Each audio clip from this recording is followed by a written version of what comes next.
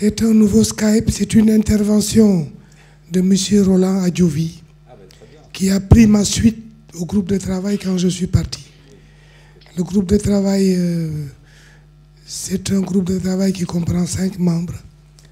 Chacun des 5 membres représente un continent et lui représente aujourd'hui le continent africain. On a besoin d'autant de Skype qu'il faut, si c'est pour aller dans le sens du combat et de la bataille, pour la réhabilitation totale de Michel Atanga. Roland Adjovi. Allô, bonjour. Bonjour. Nous vous écoutons, cher ami. Comme le juge Malik Sow l'a déjà bien expliqué, l'origine du groupe de travail, c'est la Commission des droits de l'homme, aujourd'hui le Conseil des droits de l'homme. Et lorsque le groupe de travail a été créé en 1991, l'objectif était clair, puisque c'était à la suite d'une série de résolutions du Conseil des droits de l'homme sur la détention arbitraire.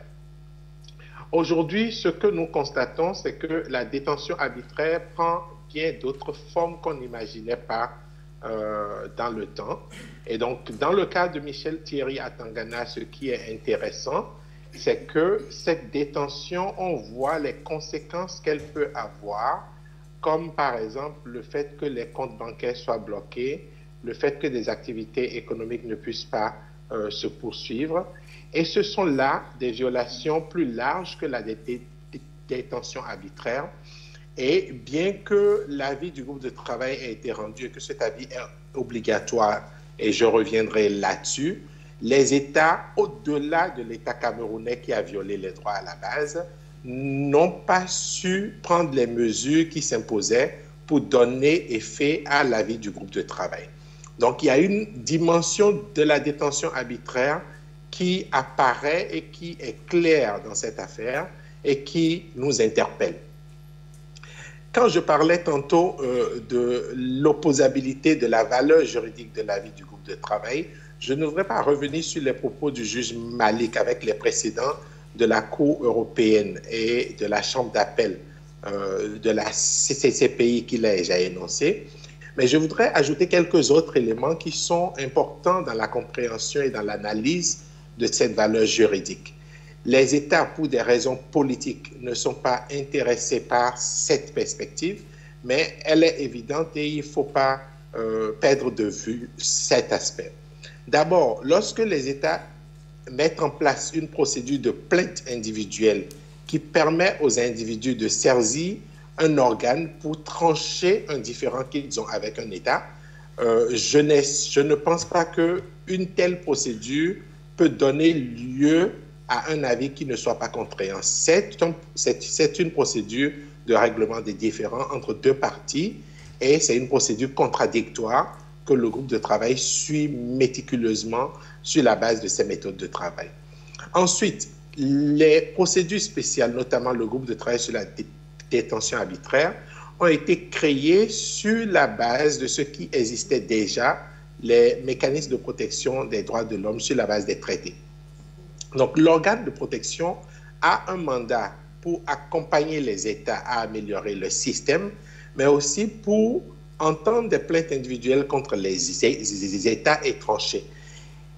Il se trouve que tous les États ne sont pas partis au traité en matière de droits de l'homme et le Conseil, la Commission a voulu mettre en place une procédure qui soit plus ouverte, plus large et qui permette de toucher du doigt les violations dans tous les États, puisque le groupe de travail se fonde sur la Charte des Nations Unies, la Déclaration universelle des droits de l'homme et les principes généraux que l'Assemblée générale des Nations unies a énoncés. Donc, il n'y a pas un traité à ratifier pour que le groupe de travail ait compétence. Il suffit d'être membre des Nations unies pour que le groupe de travail se mette en place. Donc, il y a là une similitude entre les deux procédures qui m'amène aussi à penser que les décisions, les avis du groupe de travail sont opposables aux États. En pratique, donc, on voit que dans l'affaire Atangana, il a certes été libéré dans des conditions que le juge Malik Sow a déjà bien rappelé. Ce n'est pas une reconnaissance du caractère arbitraire de la détention, c'est une mesure de remise de peine, ce qui est totalement erroné et en violation du droit international. Mais on voit que, au-delà de sa liberté qu'il a retrouvée, la détention continue puisque ses comptes sont bloqués et le préjudice qu'il a subi, il ne peut pas encore obtenir réparation.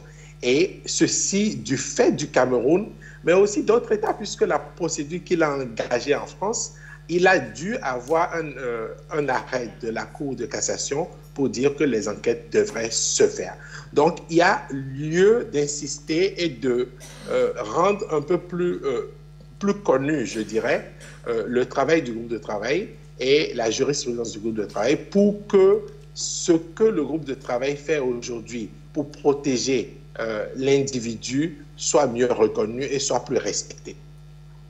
Je voudrais maintenant m'attarder un peu sur le futur du groupe de travail parce que le groupe de travail a été établi plus de 20 ans en arrière et le groupe de travail a une riche jurisprudence qui est très mal connue. Que lui faut-il aujourd'hui? Il faut au groupe de travail de prendre en considération l'évolution de nos systèmes répressifs, l'évolution de nos systèmes politiques qui abusent de l'individu pour que on avance vers une situation où la détention soit de moins en moins arbitraire ou que la détention arbitraire soit de plus en plus rare. Le groupe de travail a 5 formes de détention arbitraire dont il s'occupe jusqu'à ce jour. C'est lorsque l'arrestation, la détention n'a pas de base légale, lorsque la détention résulte de l'exercice des droits, c'est aussi lorsque les droits de la défense ne sont pas respectés dans la procédure. C'est le cas aussi des immigrés ou des clandestins, on peut dire, qui sont détenus de façon prolongée sans possibilité de contrôle. Et le dernier cas, c'est lorsque la détention est sur une base discriminatoire et en violation du droit international des normes des droits de l'homme.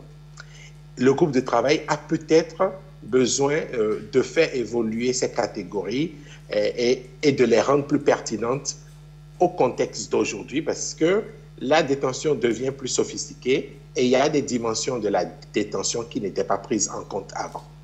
Le groupe de travail a aussi besoin d'avoir un discours clair sur le caractère de ces avis pour que les États sachent que le jeu politique qu'ils font aujourd'hui autour de la terminologie avis ou pas n'a pas de sens et n'est pas pertinent. Ils ont mis en place le groupe de travail pour répondre à une attente. Cette attente, le groupe de travail va y répondre en bonne et due forme. Il ne faut pas que les États aujourd'hui se cachent derrière une terminologie qui est purement politique. Enfin, la détention aujourd'hui arbitraire, elle affecte de plus en plus l'opposition politique. Elle affecte de plus en plus des personnes qui expriment une opinion ou qui dérangent les pouvoirs en place.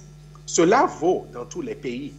Et le groupe de travail a peut-être besoin de s'intéresser de façon beaucoup plus approfondie et de façon plus systématique.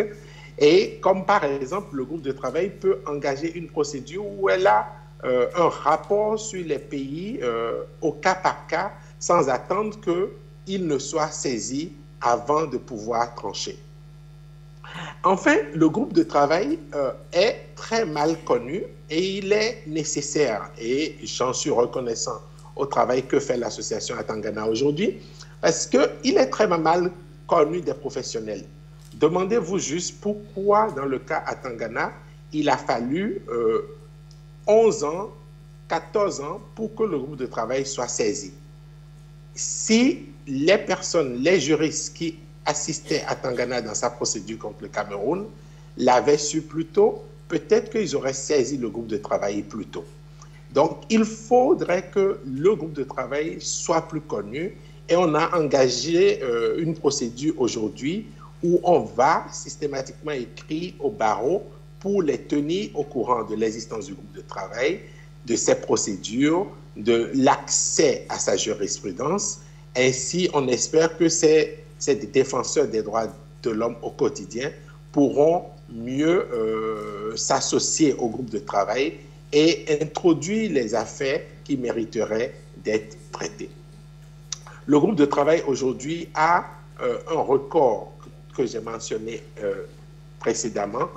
Il a émis entre 30 et 60 avis tous les ans sur plus de 20 ans. Le groupe de travail a rendu entre 30 et 60 avis tous les ans sur les 20 dernières années, et cette jurisprudence offre une base intéressante, importante et très instructive sur l'état du droit international en matière de détention arbitraire.